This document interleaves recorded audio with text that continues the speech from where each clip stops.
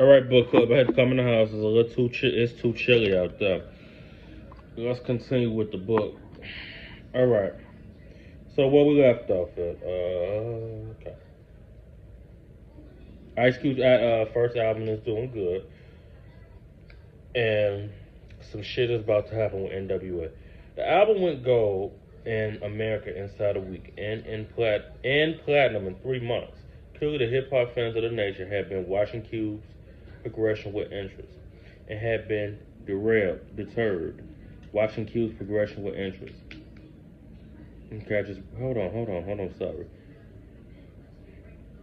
By the most albums, by the album's most controversial song, "You Can't Fade Me," in which the rapper relates a tale of depiction like everyone else on the block. He slept with the neighborhood hussy, but she now tells him that she's pregnant with his baby. He doesn't believe her, but fears, fears, fears being sued for child support nonetheless, and have a mocketary fantasy about solving a problem. Then I thought deep about giving up the money. What I need to do is kick the bitch in the tummy. Now he wrong for that. A brutal solution, and one that shocks many observers, although in the very next line, Cube dismisses the ideas with the words, "No, cause then I really got faded." That's murder number one, because it was premeditated. Album high points for many include the chorus of "The Nigga You Love to Hate," an gay group scream of "Fuck you, Ice Cube," although it wasn't the response of many impressed critics, including Brian Cross, who wrote in his book, "It's not about a salary rap race." I think I did, yeah. You know what he said in the last video. Let me move the fuck on.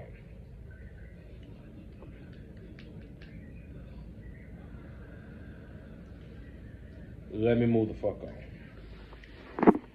In the meantime, NWA wasn't resting on their layers. The West Coast hip hop scene had exploded around them, and the South was also beginning to show signs of life in the rap area. The presence of Ice Cube was only one issue, provoking them into activity. And in August 1990, they released the 100 Miles Running EP, which gained them some ground by selling. So y'all can see my face a little bit.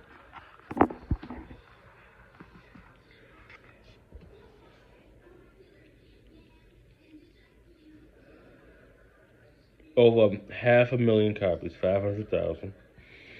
The title track, a fast, uncompromising song, was released as a single and accompanied by a video deprecating Easy, Dre, Rent, and Yellow making a hustled getaway from a group of cops. Dre had excelled himself into the production, including guitars and bass to the mix, and adding in police sirens, running footsteps, and a variety of sounds. Okay, well, why does that matter though? Although no real animosity existed between NWA and Ice Cube at this stage, the two parties usually chose not to speak about each other in interviews.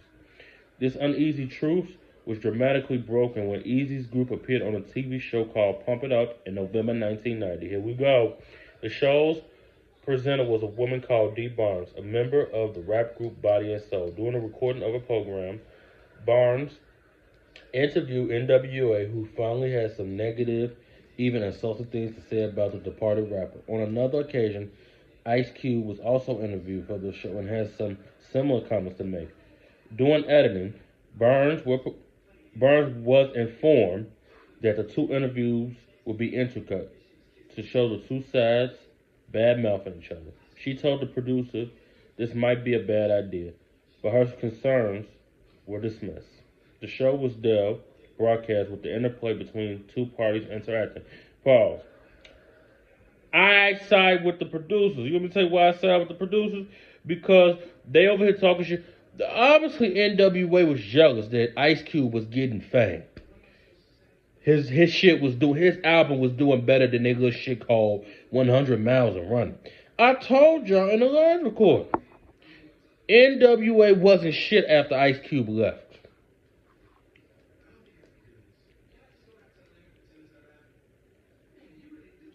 The critical moment came when Yellow put an ice cube from his glass. Pulled. The critical moment came when Yellow pulled an ice cube from his glass and deliberately crushed it between his heels. The nigga was wearing heels. The simulated footage of Ice Cube grunting and bargained that he had NWA 100 miles. Ice Cube a petty nigga. He said, I got these niggas 100 miles and running. Seemed to imply that NWA was on the losing side of the battle. They was. In fact, gold ain't, if you go gold, that's good. I think gold is going gold is good for a new artist. Going gold for a motherfucker that's been in the game 5 years, 10 years, fuck you losing. We just read the LL Cool J book, and that motherfucking album went 5. Never mind. They what? Ice Cube right. NWA was losing without him. Again, I'm going to say it again. Ice Cube is NWA. As Barnes had feared, now I knew about this, what I'm about to read, I knew about this situation. NWA didn't take this lightly. According to Vibe, on January 27, 1991, she met Dre and Easy at a lunch party for a record by a female group called Bitches with Problems. The outlining of the name Niggas with Attitudes. By the way, the group of women is a whole story in its own right. According to reports, Dre picks her up by her shirt, begins slamming her face against a wall near a staircase before attempting to throw her down the stairs. He then punched her repeatedly on the back of her head before leaving her on the floor. Again, according to reports, Dr. Dre picked her up by her shirt, began slamming her face against the wall near a staircase before attempting to throw her down the stairs. Now, I remember watching this in Dr. Dre's Behind the Music. D. Barnes was like, Dre, what is you doing? Dre, what is you doing? I might have to edit this video a little bit to put it in there. She was like, Dre, what was you doing? He then punched her before attempting to throw her down the stairs. He then punched her repeatedly on the back of her head before leaving her on the floor. The shocking episode was followed up a few days later when Barnes filed criminal charges to the value of $16 million against Dre and the members of NWA. 6 months later, by which time NWA was embroiled in much deeper controversy. Dre was fined. So he was fined $2,500 plus $700, $1,000 to be donated to the California Victims Restitution Fund in order to perform 240 hours of community service and make a public service announcement. It ain't funny, but really, a further civil suit was settled out of court. What was also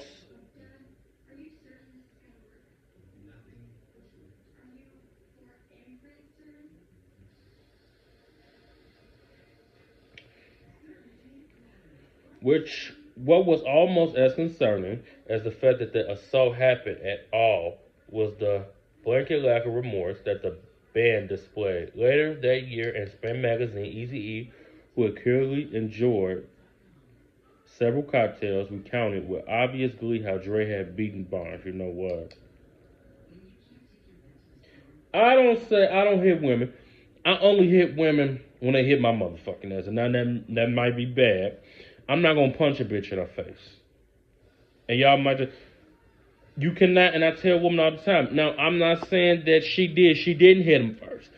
But sidebar, don't put your hands on a nigga. And when he put his hands on you back, you get mad and you want to call the police.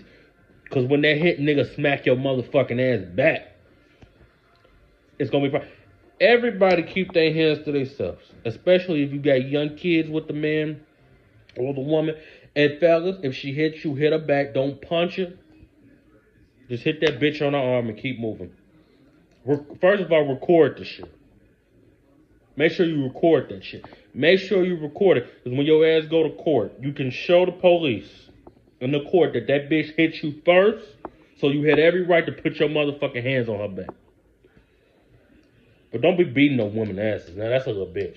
Now if you hit her back, all right. But beating her ass, no. No, no, no, no, no, no, no, no. The interviewer asked Dre what had happened, who responded, "Nothing, man. I was drunk." At which Easy interrupted, "You lying. You beat the shit out of her. I seen everything." He grabbed that bitch by the little head that she had, threw that bitch to the bathroom door. Pow! She hit her head. He just started stumping on that bitch. Threw that bitch down a flight of stairs. That bitch didn't even know her name.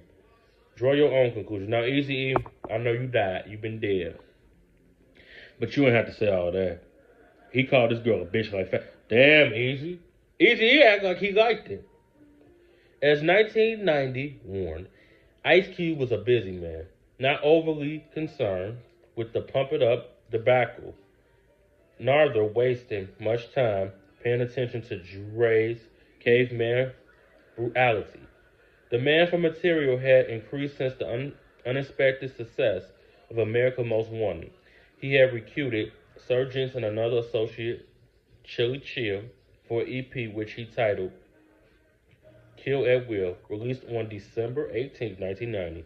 Like his predecessor, it sold rapidly, attaining gold success status in a short time, but its true impact was felt in the beneath emotion it flowed.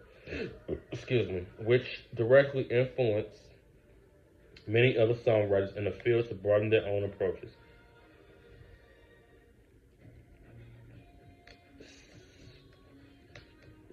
Especially, it contained the song Dead Homies, which nothing less than a funeral algae to a murder ghetto homie with a little splatter movie glamour that so attracted America's youth to Straight Outta Compton. To a lesser extent, America's Most Wanted. Okay, I'm not reading that bullshit. So Ice Cube, the Dr. Dre and them, Dr. Dre done beat D Barn ass. Ice Cube, well, I don't got time for that bullshit. Them niggas problems. See, that's what happens when you move on. You like Dr. Dre was a little bitch ass nigga in the back there. He was out there beating on me, but he apologized because he said he was young. Your brain don't work when you're young. It worked, but you just don't think. You don't have enough life experience. Do I think Dr. Dre is sorry? Yes. I believe he's sorry.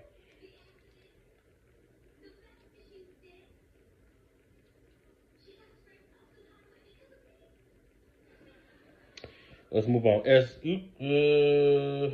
Ice Cube's profile rose and his face and words appeared in more and more press, production commissions began to come his way.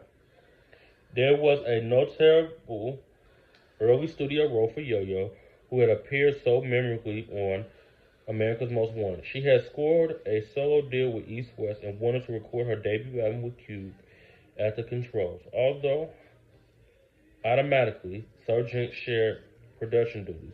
The result was Make Your Way for Mother Lord. Okay, I'm not reading that bullshit. Can we move the fuck on?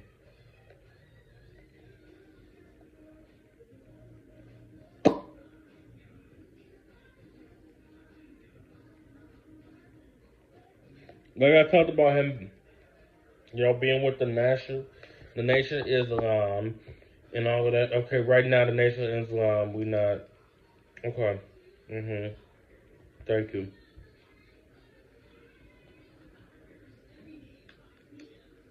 He was a part of it. Cube had also kept an open mind about religion in general. During a web chat with his fans in the late 90s, he was asked, how did you reconcile your beliefs in the Nation of Islam with your work in Hollywood?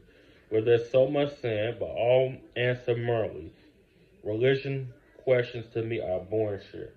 I ain't gonna answer that. However, had it not been for the Nation of Islam, a critical step in his career might have never been taken. A rally hosted by Frank N in 1990, he met the young film director John Singleton, who told him he was about to make a film and was hoping that Cube would play the lead role. The movie was titled Boys in the Hood. Now, tell a friend, tell a foe, tell your nigga, tell a hoe. And make sure you are not who you were 5 years ago. See y'all later.